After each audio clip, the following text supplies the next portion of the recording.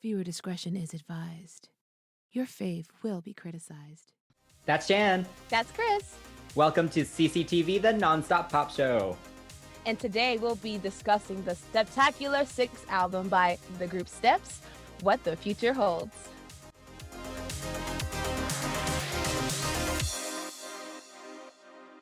Steps are a British co-ed pop group formed in 1997, and the name Steps is based on the idea that they would have easy choreography that they could teach their fans and have everyone join in at their concerts. Yes, tragedy. Their unapologetic, joyful pop sound was built around the idea of ABBA on speed, which was coined by Pete Waterman, who also found Kylie.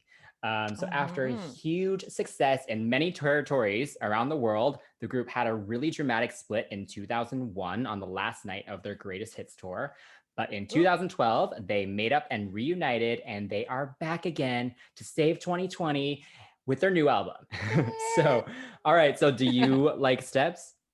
Yes, I do like them. Out of all of the acts you've introduced me to during this quarantine, they are another group I have developed a serious fondness for, right next to Girls Aloud and Kylie and the Sugar Babe. Yes. A few songs of theirs that I really like are Stomp, Love's Got a Hold on My Heart, and Scared of the Dark. I swear, when I listen to that song, I listened to it 3 times in a row. I was obsessed. I was like, oh, this is so good. But because there's not a lot of co-ed groups that are A, successful or B, as good, I find that they are really, really unique. But I have to be honest and say that before this year, I have never heard of them. So sorry, guys. I think that's, but they weren't really known in America. So I think that's normal. Because I had never heard of them either until I moved to Hong Kong when I was a kid. And they were kind of the intro into this whole world of British pop music that I knew nothing about. Okay, so you understand. Great. Exactly. Great. Yeah. But yeah, I don't know. My mom loves Steps. My sister loves Steps. Like, I just think their music is so accessible and it's happy. And I think it's hard. If you like pop music, I think it's hard not to enjoy listening to them. Very true. Yeah. So I love them. I did fly to the UK to see them last time they toured. There aren't many acts that I'll do that for. But it was one of the best pop concerts I've ever been to. Lucky. But yeah, so I got to talk to Faye also earlier this year when she did her like Instagram live sessions. So that was a fun moment. You know, that's something positive that came out of lockdown. So you've been killing the fan game. Silver lining. You've been killing the fan game. Seriously, like, guys, you guys don't know, but he's been killing the fan game. You'll find out later on as we have more videos. But you know, I approached this album as a casual listener. So Chris is the Steps expert in this episode, and I am the outsider. So it should be really interesting to see our opinions of this album. So the concept for this album was 1 foot in the past, 1 foot in the future, a lyric from the song What the Future Holds, as we all know. And it's about embracing the old steps while also experimenting a bit with the newer sounds and showing some artistic growth. So now we will go track by track and talk about this album. We will now go track by track and discuss the production, vocals, lyrics, and video if it exists, and give our ratings for each song. First song on the album and first single is What the Future Holds. It's written by Sia, Greg Kurstin, who wrote Kylie's Wow, which I absolutely love, Kelly Clarkson's Stronger, Pink's Try, and Adele's Hello. This song is a futuristic dance pop track about the uncertain fate of a relationship. So yeah, this song, when I first heard it, I have to be honest with you, I was not loving that first verse. But you know, one more teardrop, the surface tension breaks, and when the surface tension breaks, not in love with that. Not in love with that at all. I have to say though, the verses were not my favorite, but the chorus, when it came in, I was like, yes, give it to me, honey. I did really like that part of the song. Yeah. I really like the song. I agree. I wasn't really sure about it when I first heard it. It is very signature Sia, which is kind of kudos to her because she has, like, you can hear any pop song and it's like, I think that was written by Sia. Like, it's just such a Right. signature sound, which is kind of amazing. I think you can tell that they were singing along with her guide vocal, because certain words they enunciate, like H, even like if it breaks, like I don't know, just like there's like certain ways they were enunciating that totally sounds like Sia. But I think, like you said, the chorus makes up for everything. The chorus is so good. It's so dramatic. It's dynamic.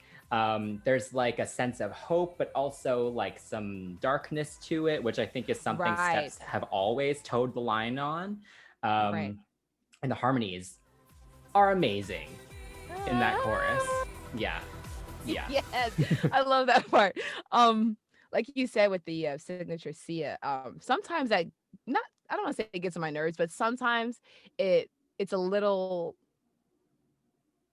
too obvious, you know. Like, this is definitely nice to kind of show people like, hey, it's a new step into Steps. It's a new journey for Steps. I totally get it. But you know, there are certain things, like you said, that she does that even H mentioned. I think Claire also said that there were certain things that she did that they had to kind of tweak to fit their style more.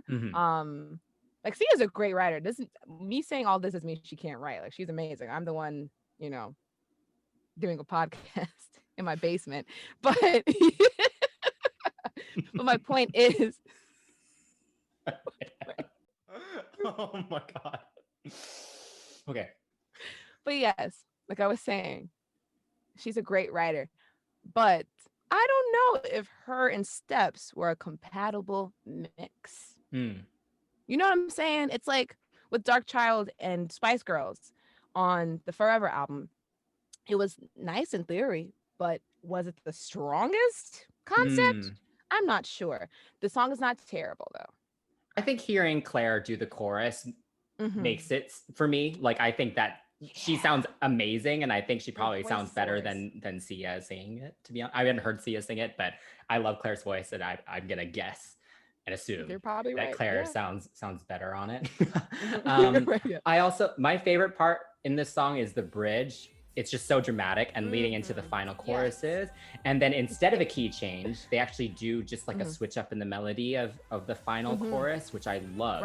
It almost makes it even more, I don't know, it just adds a totally different vibe to the ending. Yeah. I think the song really was able to kind of capture that kind of like nervousness about not knowing where our relationship is going. And then that moment where it's like, we're talking about it, DTR, hello. And then the switch up is like, there might be a hope. There might be some hope here. It didn't sound as melancholic in the end. So I have to say, Lee singing second verse. Go ahead, Lee Affleck. A lot of people don't know this, but when Chris introduced me to this group, I said, oh, he looks like Ben Affleck.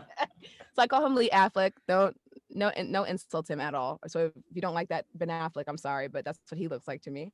But I will say, when he said quicksand, his voice got a little flittery there, and I really wonder if they have any more takes of that, because he said the quicksand, and it kind of, I can't do it. His vibrato wasn't very nice there, in my opinion.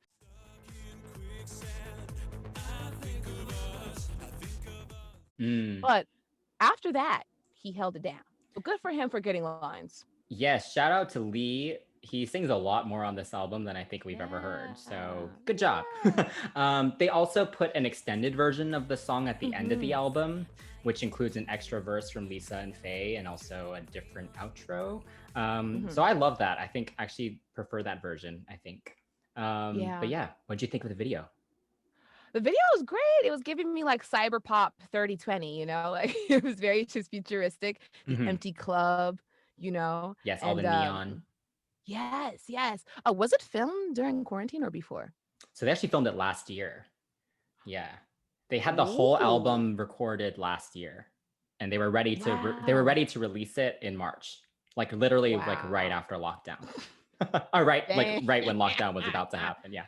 The timing of this album. Wow.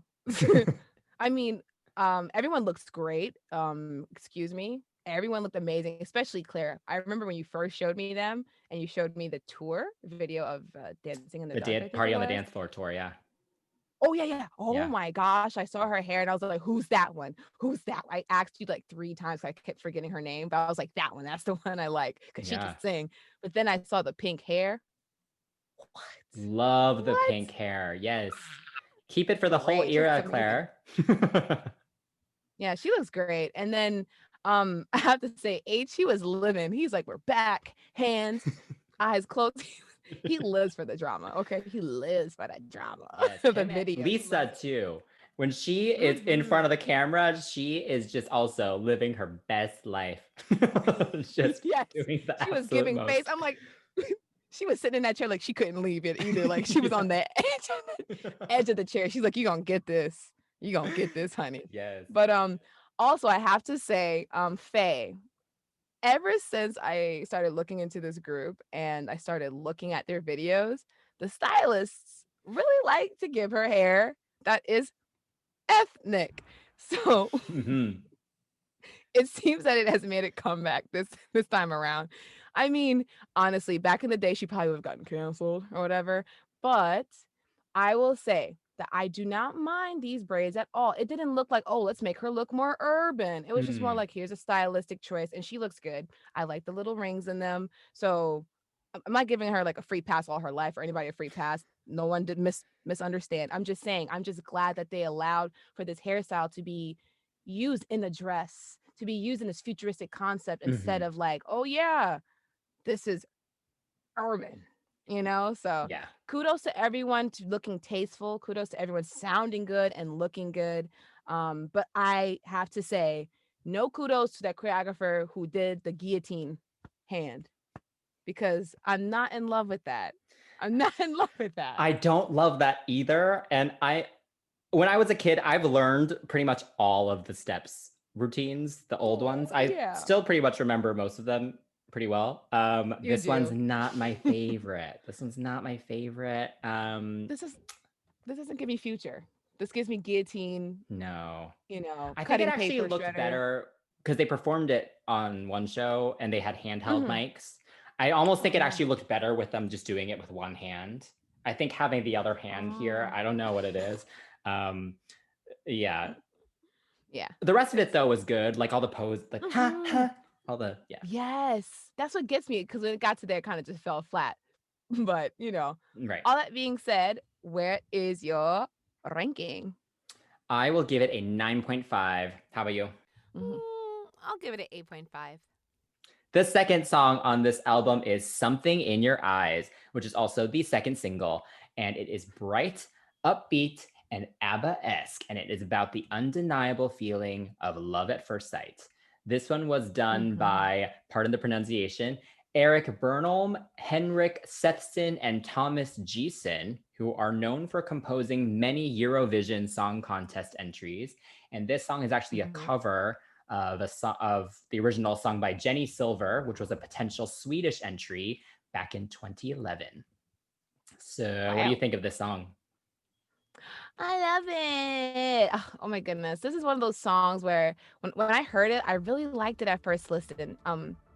Instantly I just thought, okay, this is what I wanted for the Mm, first single. Yeah. I mean, like I said, as a casual listener, what I'm used to is, stuff like this. So I was thinking, oh yeah, this is fun. This is nice. And I really like it. I just really wish that pop wasn't so serious all the time. I mean, granted, pop was considered some type of vapid thing a long mhm. time ago and it has matured lately, but I think it's matured so far where nobody knows how to just say, I'm really attracted to you. Wow, the way you make me feel is like undescribable, Yes. So indescribable, excuse me. But yeah, this is why the song stuck out to me. It's just so different. And kudos to them because it takes confidence. It takes a lot of just bravery to be able to just say, I'm in love with you, and just keep singing about it. Yes. Yeah. This is definitely, it's just a glitter pop explosion that is just like in your face. Like it is, they're not even trying to be subtle at all about it. I do think it was actually kind of a risk for a single because I think it's Mhm. one of those things where either you love it or you don't. Like I think if Yeah. you don't like pop or like this kind of pop music, like it's too much probably. Yeah. They did have mentioned in a lot of interviews recently that they've just kind of embraced the fact that they're not cool, like they're not like the stereotypical Right. cool pop star. They're not trying to be cool, and this song Mhm. reflects that. Like this song is not cool, and I mean that in a positive Right. way. Like you were Mhm. saying, it takes bravery to do something this loud, and no current Western pop star would ever consider releasing this song, let Never alone touch as this. like the single before the album release. No, you're so right. Yeah. Yeah. But yeah, I think the song is so much fun. Again, the harmonies are so good, and Mhm. they're all very dramatic in their delivery, um, which just makes it even more perfect, I think. Yes, especially with the lead into the second verse. There is something in your destiny. Yes, with the layered harmony too from the guys. Yes, Yes. I love it. And I think that's what makes it good. Yes, I'm a fan of the video also. Mm. I love the color palette. Yeah. Like Yeah. the bright colors with the silver. Mhm. And I think the dance routine is better than what the future holds. I like that Heck it's all yeah. kind of just robotic, and that scene of them like on the circular platform with the glasses, just Yes. kind of Yep. doing like Yes, loved it. yeah. I still need to learn this routine clearly. But I'm excited. Yes, I it's love a very just circular platform. Bring it you on know, I tour, like it guys. too. Yeah, no, you're right. Can you imagine them just kind of just standing on the platform and just something in your eyes, spinning like Yes. little statues? Oh, that'd be fun. On a big Watch. cake, on a big cake Yeah. circle thing. Yes. Yes, we love a tiered stage. Okay, Hmm. you when we do our concert reviews, you guys will find out that that Chris and I love a good tiered stage, little cake action. Yes. Um, I love that little circular platform, just like you said. And every time Faye struck 6, I fell in love again. I was like, wow. I was like, Yes. oh my god. I feel like they really had a good time with this video. It was a little bare though, so I had to listen to it without looking at the video because it is very bare, especially considering what they did with what the future holds. Hmm. It was a little bit more um bright and it had little overlays of the city and the club and da da da. This one cyc wall, the cyclorama with lights and this rotating stage was very simple. And even in one of the comments on YouTube, someone says, "Oh my gosh, this is great. I can't wait for the full video." And someone replied and said, "This is a full video." So it was a little bare, but I liked it. They Yes, seem like they enjoyed themselves as well. for sure, for sure. All right, so what do you rate this one? I give this song a 10 out of 10. Hey, yes, okay, I will do a 9. Third song on the album is Clouds. It's an anthemic and strong song, and it encourages the listener to stay positive. It is written by Emma Rohan, Grace Barker, and Jez Ashurst. I have to be honest, although the message of the song is quite positive and it is welcomed in this whole atmosphere of quarantining, Mhm. this song was a little bit, lyrically speaking, not the best for me. Very cheesy lyrics, yes. Yeah. Yeah. Yeah. I will give it some props though. The O's. I like the little O's happening there. It kind of gives us a little bit of a moment for crowd participation once you go to that go to the concert. Yeah. And then the chorus was nice. It felt very cathartic, very mountaintop, like we're at the top of the mountain. Take a deep breath. And then it got weak again with the in the clouds, in the clouds, in the clouds, in the cloud, and it just kept coming. It was very monotonous. Not my favorite. Yeah. Yeah. Definitely this song has grown on me since the first Mhm, listen at least. It's mhm, also not my favorite. I think the build is nice.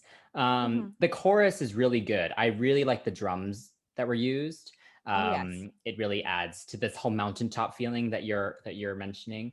I Mhm, agree that in the clouds melody that repeats twice, mhm. I almost feel like it needed like an extra harmony the second time around, or even just Yeah, a at different least. melodic switch up in it, Mhm. because it is quite repetitive.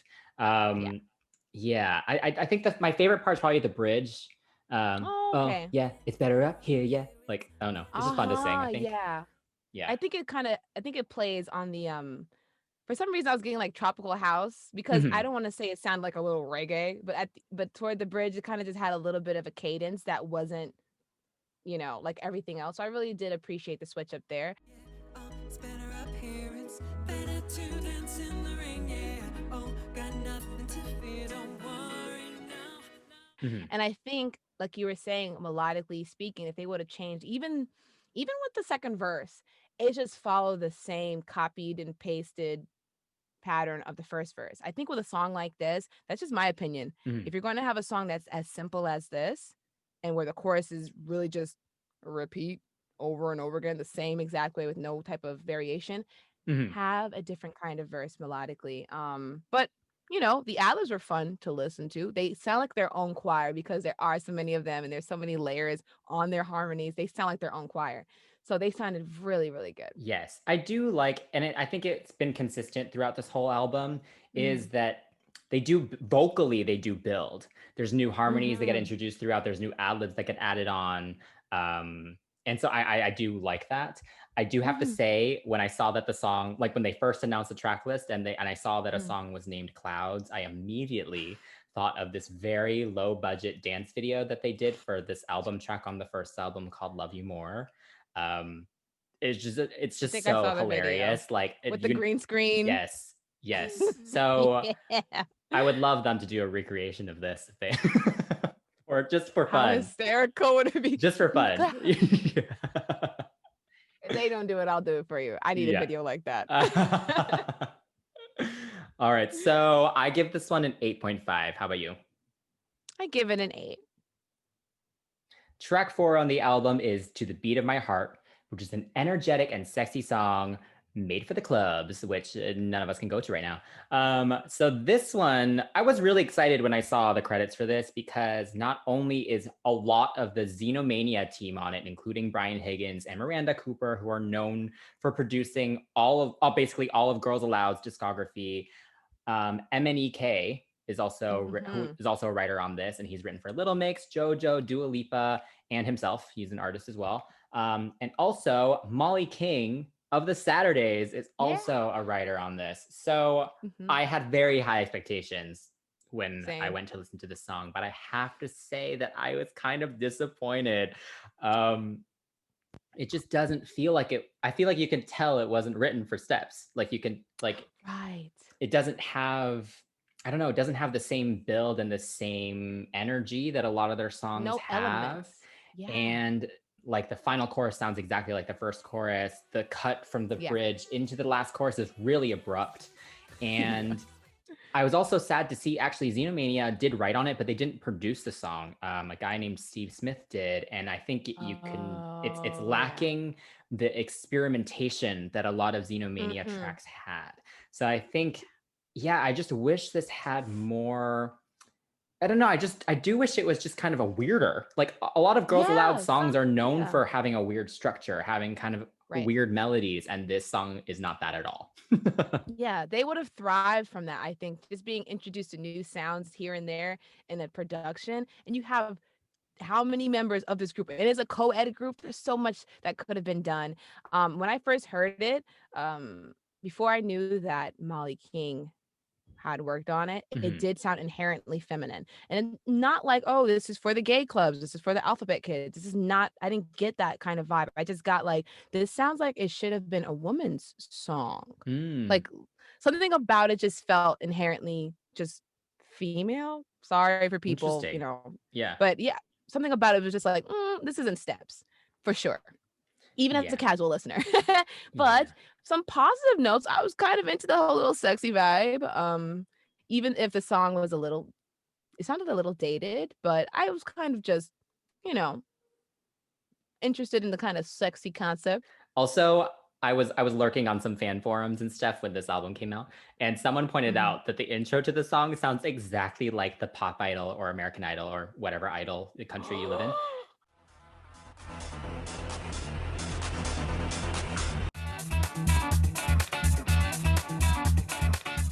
That intro sounds exactly the same. And now I can't unhear it. And now I'm doing the Yes. same to you. So sorry. Some positives though. I do like the in the dark thing in the Yeah. chorus. That is Mhm. interesting to me because it doesn't happen again in the chorus. Right. So I find that interesting. I also love Lisa whispering "Drive You Wild" in Oh, the yes. bridge. Yes. Yeah. Yes. I did that in one of my songs. Yes, because Lisa also, she's known to have a lot of whispers and Mhm. breathy moments in a lot of their past songs. So it's kind of fun to kind of just bring that back. Just one little moment in this song. Just a little sexy moment. Yes, we love a little sexy moment. I feel bad I don't have much of a strong opinion about this song. It's just Yeah, it's casual fun. listener, but Yeah, it's yeah. fun. I'm sure if they decide to perform this on tour, it'll be fun, I think. Mhm. But it's just a little faceless for me. So yeah, I give this one an 8. I'm giving this song a 7.5. Fifth song on the album is Father's Eyes. This is a mid-tempo, slow-burning track about being so blind for love, even though everyone else around you knows that the person isn't good for you. This track is written by Arnthor Bergerson, who worked on 98 Degrees is Because of You, Jessica Simpson's Irresistible, and Yes. Janet Jackson's All Night. Don't Oh, Stop. all three of those songs are so good and so different. Yes, yes, yes. And Ina Wroldsen, who did The Saturdays, Higher, and Notorious, love it, and Pussycat Dolls, Hush Hush. Hey. Yes. So this track is interesting because it was originally recorded by Scandinavian duo Ask Embla, which includes writer Ina Rolson. But there's been some rumors going around that the song was a kind of supposed to float toward Britney Spears for like a 2013 project, like as a cover, but it just never happened. Oh. It's kind of been floating around, but rumors. This song is dramatic and it burns very slowly. Hmm. Um, it gave me like some like 80s feels, like, riding through the dark and top down. You're kind of just like, I don't know, something about it was just very like, um, it was just dark Yes. It's without being mysterious. like, yes, that's the word. Oh, I couldn't figure out the word. Yes, it was very just like, ooh, I know you're bad for me, but give me more. So, Yeah. I think this whole concept of one foot in the past, one foot in the future, this is a great mm-hmm, song that reflects the one foot in the future. It's a little mm-hmm, more experimental for sure for Steps yeah, while still keeping this dramatic, melancholic electropop yes, kind of thing that they've always had going. My yes, favorite thing about this song though is the build. Like you can tell from mm-hmm, the beginning with those little synths. mm-hmm, And then as each new person comes to sing, something gets added in, some new blips come in, then these little yeah, like wiry high synths come in for Claire, and then when the yeah, boys come in, it just turns into this full electro bop moment. yes, So yeah, I also think speak like along with that they mhm. took full advantage of being a co-ed group Oh with yeah, this song for sure. with the range. I think the way all the harmonies are layered are absolutely beautiful throughout this whole song. Hmm. Hmm. I think it's really nice. Like you said, because they are a co-ed group, um, eh, they are one of the groups just in general. That when there are that many singers with different kinds of tones, how do you utilize them? How do you make everything sound different? How do you and seriously, I love that like that fuzzy synth that came in when Mm, the guys started singing. I was like, "Oh yeah, there it is." It makes the song sound a little bit more dangerous. Like in the beginning it sounded really delicate, mhm. and not timid, but just oh, where's the song gonna go? And then the dun, I'm like, oh yeah, give it to me. I don't know, something about it just made it even more sexier. It made it even more like this person is trouble, but you want Mm. more because it sounds so enticing. And that's why when I was looking at some of the comments for this song, some people have been using this as a I'm trying to say it without being insulting, but some people are using this song as like an anthem for the relationship with their father. Someone made a comment saying, "Stop." Someone made someone made a comment. Um, excuse me. Someone made a comment that their father is currently in the hospital with COVID, and when they think of this song, they feel like they have a connection. And then someone else mentioned that My father wasn't there for me, but my stepfather was. Things like that. And I really get the energy that people are just looking at the title, leaving a comment and hoping to get likes for them, because that makes no sense. This song just happens to be about someone having their father's perception about love, whatever that perception may be. Personally, my father has his perception about love. Like it's okay. It's okay. Even if it's not working out, I still love you. That's my dad, Yeah. That's interesting. I don't think people are listening to the lyrics then. No. Wow.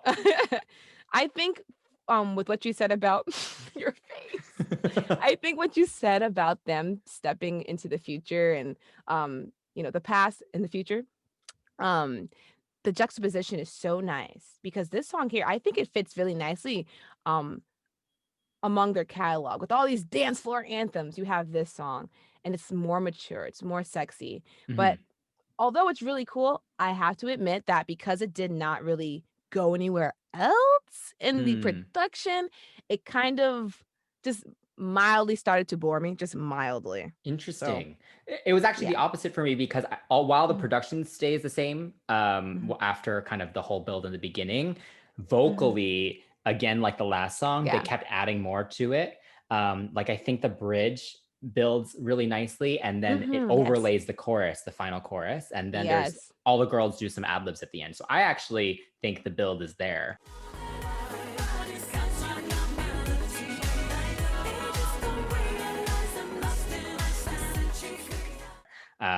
And this is definitely one of my favorites on the album. So I am going to give it a 10. How about you? Okay. I will give it 8.5. Track 6 on the album is One Touch, which is a bright disco song about lingering feelings for the person who broke your heart. And this one was written by Chris Wall, Laura White, and Neil Trepas. And this one's a good one. This one's fun. That build is so dramatic with the strings. Yes, it is. Totally sounds like an old step song, this one, I think. I agree. It's just like disco happiness. Like this whole production is just so like there's a hopefulness to it that really reads. And I think the production is very full without sounding busy. So they did a good job with that. Yeah. Oh my gosh. That's a good way to describe it. I like the build in the song. Even with my limited knowledge of their discography, like you said, this develops really nicely. And the intro actually creates this tension, and you can hear it just kind of building as the music's vamping in the intro. And it's so funny because I was like, oh, there's some tension. Watch it break. And then literally it broke because there's a glass sound before as it's released, all that tension's released and the first verse begins. Even at the end of the choruses, there is a glass break. And I really like that. And I especially like the little bells for I Need One Touch. I like the bells. It sounds kind of Christmassy as it twinkles. Ding, ding. Yes, I think that the tension build is actually it's the most in the bridge. The bridge has all these really interesting moments to it. These like quick strings that come in. Yes. It's just super dramatic, and then leads into that I need one touch that you just did. One touch, one touch, one touch. Yes. It's just all the whole thing is just so dramatic. I love it. It is. Can I tell you, when I heard the pre-hook, I was thinking, okay, I want this kick drum to go faster. And it didn't. Like, it goes, and then there's a splash of music. It just kept the same steady beat. And at first I said, I wanted more. But now I can really appreciate that they decided to do the unpredictable thing. So good job to the production on this. I think the song is like a little bit of a tango. Like something about it just gives me like Dancing with the Stars or Simply Ballroom vibes. Like I can see someone just purposely making it dance to it. It's just the vamping in the music, especially in the break, just allows for a dance break. Dance break, and I'm a sucker for songs like this. So I gave it a 9. I will match you with a 9 with this one as well. The 7th track on this album is Under My Skin, which is an emotive track about hiding one's true self from a lover. And this one was written by Charlie Walsh, Farley Arvidsson and Rachel Ferner. Mhm. This is the first kind of slower ballady track on this album, which I'm really excited that they did, because there weren't any slower songs on the last album, and they have actually had some really great slower tracks in the past. So it's nice to give them an opportunity to show off their vocals and just be a little more, I guess, dramatic in a different way. Right, a little bit more vulnerable and not Yes. just full, you know, melancholy with a hot dance beat, you know. Yes. So, H said that he didn't really like the demo of the song. He said it sounded like a sparse indie track, Mm. a la Massive Attack. Mhm. But I guess when I started working on it, he started to appreciate it a little bit more. Personally, for me, I like the lyrics and the first verse, just in the verse in general. I come to life when the light turns out, but when light turns on, but die with every curtain fall. I was like, Yes. me too, you know. Okay, so this song kind of has like the narrative of like a performer wanting to be seen as a human being and not just as like this perfect kind of idol. That's what I kind of got from it. What did you think about like the kind of concept for this ballad? I love it. I think it reminded me of Dark Side by Kelly Clarkson. And it, Yes, you know, yes, yes, I think yes. it's when you're in that next step of relationship and it's like you're scared to reveal more, you know. I think that's a relatable thing. And I like that you related it in kind of this fame sense also. Yeah. But yeah, I love the chorus for this. I think it's so pretty, this melody. Yes. And again, the vocal production is so good. Like it's so full. Like the harmonies are just so, there's so much depth in the way that it was done. It's really impactful. Yeah. I would love to hear this with a live band though. I kind of wish they used real drums. Or I guess I kind of wish they used a couple more real instruments in the production of it. I think this song is perfect for that. So hopefully you guys, please, Steps, bring a live band for this one. Also, can I just say though, I imagine as I listened to this song more and read the lyrics, I'm imagining like Beast from Beauty and the Beast singing this as he's like staring at the rose under my skin, like in a dark castle. Can't you totally see it? Yes, you're not crazy. I can see that too. That's even better than my whole pop star concept. That's great. Oh my gosh. Can I just say Lee Affleck sounded really good. Was that him in the bridge or was that H? Yes, that was him. Yeah. See, I'm getting better. I'm getting better at my distinction. I was like, honey, come on now. Give it to me. The singing in the verse is also so slow and gentle, and I love that part.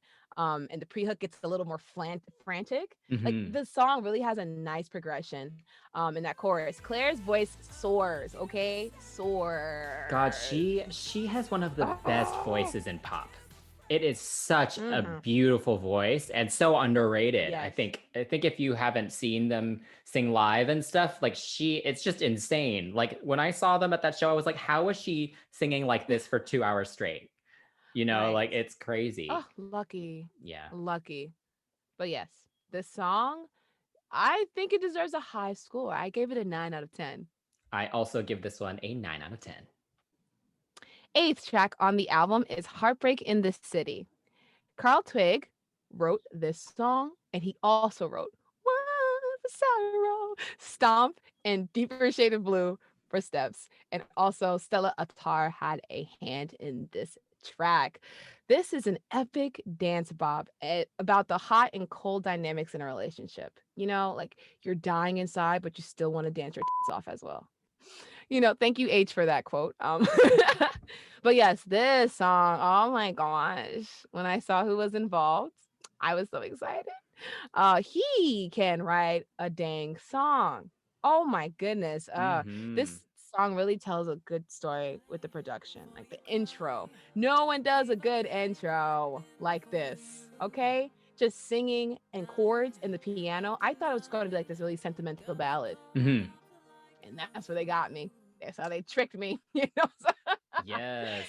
Oh man, so good. The beats come in and I am really just like, I was blown away by this one because it is really subtle. And I find it interesting that the way the chorus is sung, Lee has complained that in his words, that the key of the songs are really so freaking high that the guys don't really get a chance to really get in there because all the women are singing in these high notes. And I think it's really interesting how Claire's voice crescendos with the "but I keep on loving you, you," and then it kind of stays at this note. So like the guys, when they're filling in their harmonies, oh, it really roots the chorus into this really nice place. It's so nice. Like none of the harmonies stack up.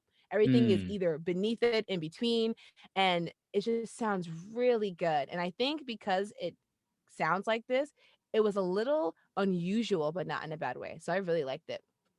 Yes, I love this song. I was so like you, I was so excited when I saw that they brought Carl Twig back because yes, he's done some of my absolute favorite step songs.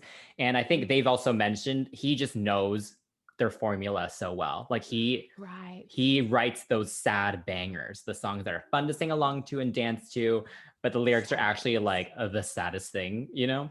But yeah, I think the lyrics are really good for this. I think there's like there's a frustration and a hurriedness in the lyrics, and it comes through in the way they're saying it as well. I do want to shout out Faye for this one because I think this song fits so perfectly with her voice and she sounds amazing.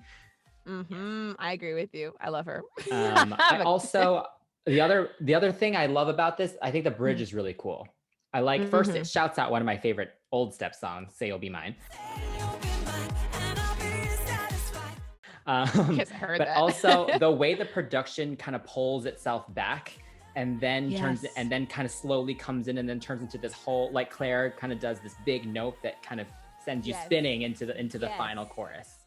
Yes, it's very disco-y. The automation that makes it sound muffled, I love that when it's used properly and used in a way like this. It kind of, something about it just gave me this, like, you're the bright lights of the disco, and then as it started to muffle and starts to kind of fade out, it gave me that bokeh effect where the lights start to get a little bit blurry, and then she comes back out with, they all come back out with this dramatic ending. Like, oh man, just again, everything just created this beautiful picture, this beautiful storyline within the music, and I really do appreciate it. But the ending was just a little, just give me something. That little feed in, like this very faded out robotic. I was like, oh. So hopefully, wasn't in love. Do this on tour, guys, and make the ending more dramatic, please. But honestly, other than that, this song is so good. I'm so glad they brought Carl, back to do a song. I give this one a 10. Same, 10 out of 10. You. Come and Dance With Me is the 9th track on this album, and this is a quirky and thrilling song about letting go and giving into the moment. And this was written by Fiona Bevan and Carl Ryden, who also wrote Steps, Scared of the Dark, and Neon Blue from the last album. So good writers. This is a fun one. It's another just dramatic dance floor banger, this time with a slightly kind of Latin-inspired twist. And the production is so interesting, like the weird kind of strings, you know. Yes. I agree. I think the strings make it sound like a little bit of a chase, kind of cat and mouse. It sounds very like Tiptoe, dun, dun, dun, dun, dun, dun, dun. You know, they're kind of lurking and looking at this person. I really did like it. I think it was H that said, when people think steps, when they're writing for them, if they're not someone that they've worked with in the past, they automatically think bubblegum pop and like kind of like cheesy childlike lyrics. And they said that these two people really understand what the step sound is and what it can be. And I agree, like, just because step sounds a little bit more brighter than the typical the current pop songs that are out now, it doesn't mean it has to be like this juvenile concept. I really do like what this song did. It was very Latin-y. It was very very fun. It was just fun. You know, it makes me want to dance when they're like, come on, come on, come on. I'm like, yeah, I want to dance. I'll come. But I have to say the second verse is a bit anemic. There's some parts that could have just been emphasized. Like, is it hot in here? Like, the production went nowhere. And it's like, it gave me like, is the temperature high unless I'm the reason why it's hot? You know what I'm saying? Yes, yes, Yeah. yes. And then Lee singing in his low range. Mm, he sounds good. Yeah. Call me Mr. Affleck. I know your last name's not Affleck, but you know. Oh man. Yeah, I love the build into the chorus. It's my favorite build into the Mhm. chorus, I think, on this album. Yes. Come on, come on, come on, come on. And the chorus totally delivers. The worst is when you have a build up like that and the chorus is like, oh, you know? But this one, Yes. the chorus is so fun. This is definitely a fun one to sing along to. I really hope they do Mhm. this one on tour. I can imagine just this whole ballroom moment, you know, with like Yeah. some like Gloria Estefan mixed in there, you know, just like some Yes. crazy Latin ballroom moment in the show. I think would be Yeah. fun. I want to see the choreography. Yes. Yeah. Yes, for sure. I think the bridge is another interesting one this time around. There's like a trap beat that comes in for just like a couple 8 counts. And then Claire does this crazy high note. And then it kind of it's just like a very interestingly structured.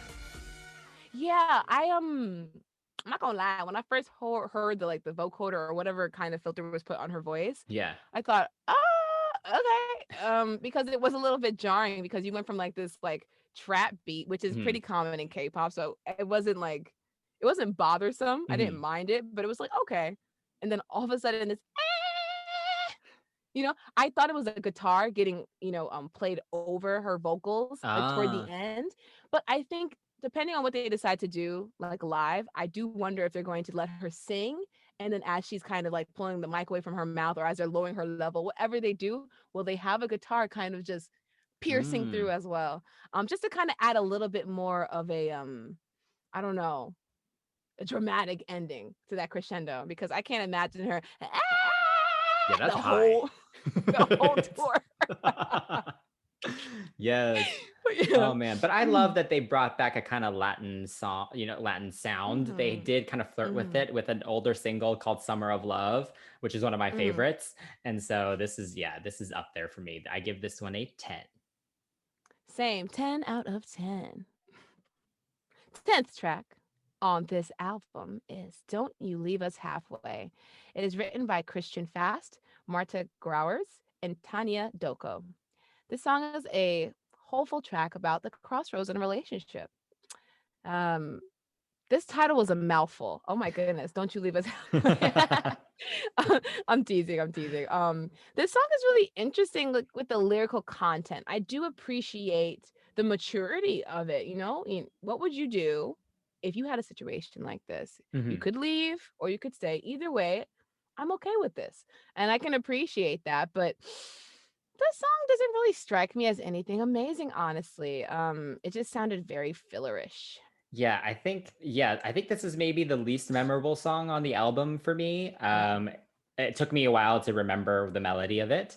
Faye also has mentioned in an interview or a few interviews that this reminds her of Neon Blue from the last album, which, sorry, Faye, I kind of disagree with. I will say it does have a very sweet melody. Yeah. Cute little mix. But I think the gradual build in the song is actually really nice. It starts off very restrained and the beat kind of very slowly kind of comes in. And then at the very end, it becomes kind of a more thumping song. Oh, yeah. And if you're not thinking about it, you actually won't notice that happen. Like it's actually done very subtly and I think it's done really well. I also think this is another one where the vocal production is really good. It sounds very full and you can hear all the layers with the male voices, the female voices, and all the different things kind of happening. So I appreciate that. But yes, I agree with you. It's not the best song. I mean, I agree with you as well. With you saying the vocal production is great, and that's what kind of saved the song a little bit. That made me say, "Oh, okay, let me listen to it. Let me actually really listen." And again, sorry, Faye, you know, Shan loves you, but Neon Blue, that song turned dance floors into gold. This one may be a cute little silver. I disagree, but but yeah, neon balls. Neon Blue is amaze balls. That's what I'm trying to say. That's how good it is. It's balls to the wall, amazing. But yeah, what is your rating for this song? I will give this one a 7.5. How about you? Same. The 11th track on this album is To the One, and this retro pop track reminisces about a former lover. And this one was done by Hannah Robinson, who has written tracks for Kylie and the Saturdays and a lot of other pop stars, and was also written by the Alias, who I think I'm saying that right, but they actually produced most of this album and also the Last Steps album. Aha. So I love this. This is such a Yes. cool track. It's like it's very 80s with the synths, and I Yes. totally just imagine them like floating in space, like they're an alien singing this to like another alien that lives on a different planet or something. That is so cute. Where are you getting these concepts from? I'm thinking like Sailor Moon, you know that arc with like the two aliens? Oh yes. Yeah. Or that movie my where like that gosh. alien's in love with Darian. Oh yeah, he was Looney Tune. Oh, but yes, this I have that movie on cassette, by the way. I have it on VHS So, as well. And I watched it in theaters last year. Lucky. Lucky. Okay. So this really oozed the 80s, like you said. And H was mentioning that he really liked how retro this sounded. He really appreciated it. He said he could see like a Debbie Gibson kind of like singing this song. Wow. And he's excited. He's excited to be back. But I really appreciate them so much. I mean, even though I'm a casual listener and I keep saying it, a lot of people upon first listening to Steps, like their older songs, just don't think that they can do sad, can't do forlorn, can't do vulnerable. And this album is just full of it. And it's just not unfortunate, it's just deceptive because a lot of their songs are melancholic, but the productions are just really energetic. But Right. but yes, I really did like this one. I don't have anything else to say except it was good. Yeah. It was good. I have to say, I think the bridges on this album have been really cool. Yes. There's like weird sounds in this one, and Lee has this echo to the one that like repeats and slowly gets further away, and then like blasts off at the end. Like I'm still having this like alien moment in my head. Obviously. Especially at the end, because like the production fades out, but the vocals keep going, and they're like there's this very like ethereal thing to it, and it's kind of like, like it's like a UFO took off from this planet, but like the telepathic connection is still there, and so you're still hearing their voices in there. I don't know. Obviously, I've been watching too many movies and stuff during this lockdown, guys. It's okay. It's very sweet like that. Yeah, I did feel like I was being like, I was ascending into their like spaceship if I were being abducted, I mean. But yes, I agree with you. I really do like this song, and kudos to them. Kudos to Lee singing the way he does. Good for him. I'm happy for you, man. And also, we haven't been shouting out Lisa a lot, but Lisa is always a nice little, I don't want to call her a buffer, but she always kind of just has like these nice vocals that really complement her voice well. And yeah, I just want to kind of give her some love there too. I hope they have another song with as a single from this album with a video, and I wouldn't mind it being this song. It'd be nice to kind of just switch up the releases. It'd be nice, I think. Yeah, this would be an interesting choice for sure. All right. Floating. Yeah, right. Can't you see it? Anyway, I give this one a 9. How about you? I give it a 9 as well. Hold My Heart is the last track on this album. It is written by Issa Mullen, Robin Sternberg, and this is a ballad about an unbreakable love or a bond.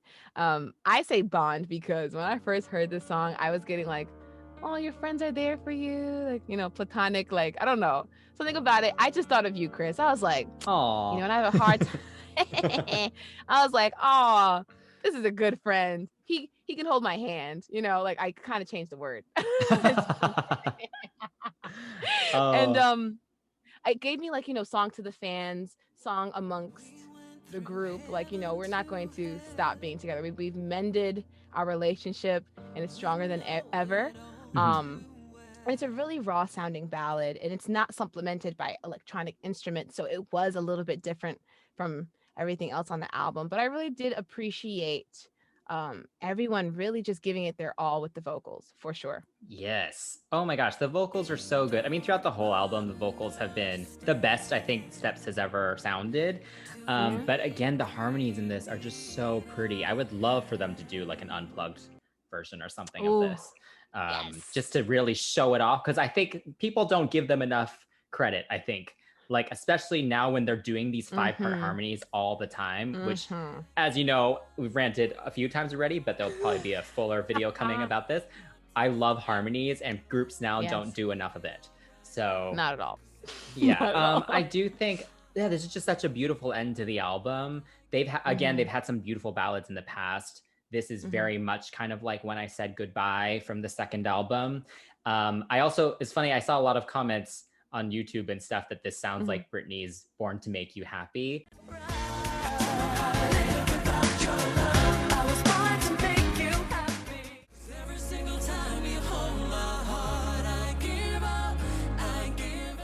Which is one of her, a very underrated Britney song, I think, among the casuals. Yes. And so another tour idea, a mashup, Born to Make You Happy with Hold My Heart. How good would that be? Yes, Steps. Listen closely. This guy has a lot of ideas. It's coming from a true fan. But no, you were right. Speaking of the casuals, as one of the casuals with Steps, at first listen, I was not blown away by this song.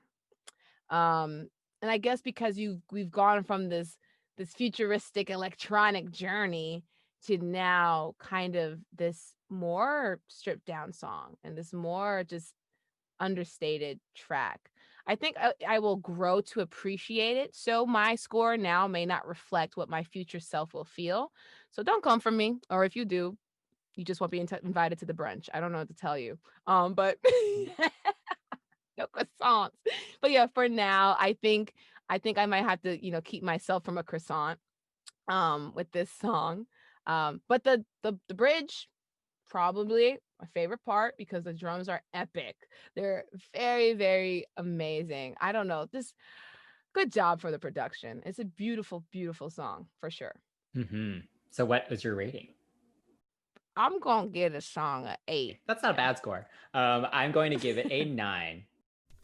And now it is time for our cut or keep section of the review. Here we decide what songs we would cut or keep from the album.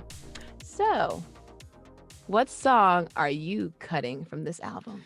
Okay, I am going to cut Don't You Leave Us Halfway. I think it is just kind of the most filler. Like we just didn't need it. I don't think it really adds anything to the album, unfortunately. Yeah, how about you?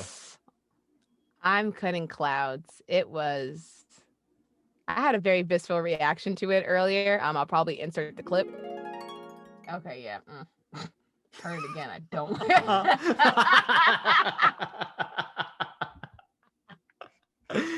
Oh, I love it. Nah. There's a real truth. Over here like a goblin. Nah. Like, come on. But nope. It's a no for me, dog. It's a no for me. But I would keep. There's a song that I would keep. I was kind of juggling some, but I would love to keep Heartbreak in This City. It's such a good song. Yes, that's my choice too. But just so I'm not the same as you, then my next one I would keep is Come and Dance With Me. I think it's super, super fun. And yeah, so good. All right, cool. So what are your overall thoughts of this album? Overall thoughts. So I have to say that I am impressed with what they did with this album. I think it's tough, especially with the age that they are now, to be able to kind of integrate their older sound, which was popular at a certain decade, into now.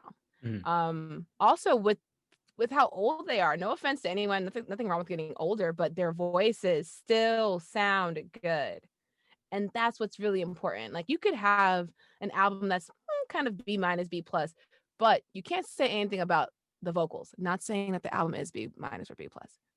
But, I am really impressed with what they did. There are some songs here and there as a casual listener that I can proudly say that I love.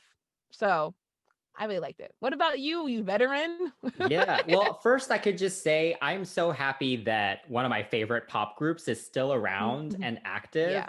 Like so many of my other favorite groups have long disbanded or they'll come back very infrequently. And so I'm very lucky as a Steps fan that they're giving us so much still. Yes. But yeah, I think this is another super solid pop album from them. You know, it's everything a fan would want from them. And I think it's great that they fully embraced their brand and their sound without trying too hard to sound current. And I think it's also great. They really, because they did the last album independently because no one wanted to work with them. And they proved everyone wrong. And this time now they have BMG. They're signed to BMG. They have it seems they have a really great team around them. And so this is just kind of them at their peak. Like they're still like getting better and better with everything, which is amazing. And yeah, I just think the album was super well-rounded. Like you said, vocally, they sound better than ever. It was interesting that this is the most evenly distributed vocally between the five of them album that they've done, which is interesting. And yeah, I'm so excited for more from them. Yeah. So for the future, I would think that they would make more albums. I'm hoping that they do, or at least give us one more. Give us one more, because you can't go from, like you said, not even being acknowledged to this album and then all of a sudden kind of just falling off the face of the earth. Right. I'm hoping that if they do something again, that they actually kind of explore other EDM songs. Other EDM sounds, excuse me. Give me some house. Give me some future bass. Give me something, because they all have such good voices and they're all so comfortable with who they are and what they are doing. Let's experiment some more, because there are so many ways that they could really utilize the different sounds. I mean, K-pop is basically Steps' freaking grandchildren at this point. Like listening to their older catalog and listening to some K-pop now, I'm like, oh, I see where y'all got this from. They could easily do that. They could easily reclaim their sound. Not saying that K-pop stole it, but they could reclaim the sound and make it so much more broad, make it so much more steppier. But yeah, that's just my opinion. I could be wrong. But yeah. So what about you? What do you think is next? Well, first, I do have tickets to their tour in November of next year in London. Let's hope that everything is fine by then and we can travel.